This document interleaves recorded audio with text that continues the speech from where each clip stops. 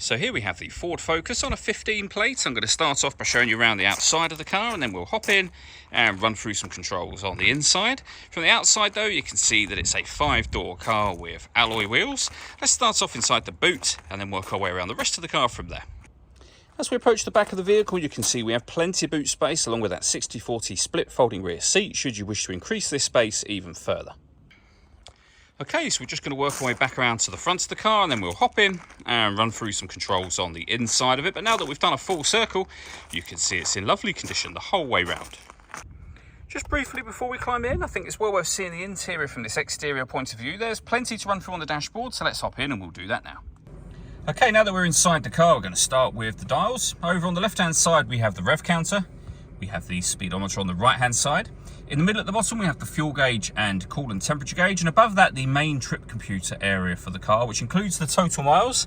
They are 66,050.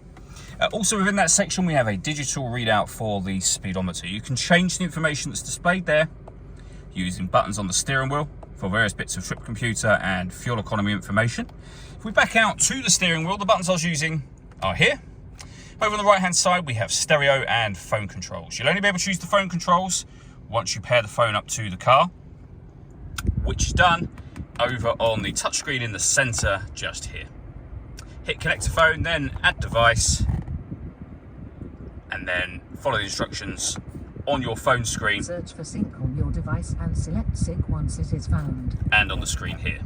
If we go back out to the home screen, you'll see that we've got our stereo controls. So we've got AM, FM and DAB radio, CD player, USB input as well. So plenty of ways to listen to your music. Bluetooth audio, so you can stream it wirelessly as well as making and receiving phone calls. And then SD memory card input and auxiliary input as well. Again, back out to the home screen. You can move your way down from there to the CD player. We have the main volume for the stereo just here, and various ways in which you can skip or tune radio or CD tracks from there too.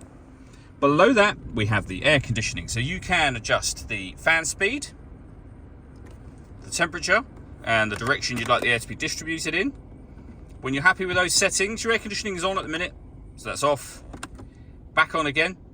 You can recirculate the air that's in the car. That's a great way of heating it up quickly or cooling it down quickly, depending on the temperature that you've set over here, of course. And this car also has a proper heated front screen, as well as the heated rear screen just there.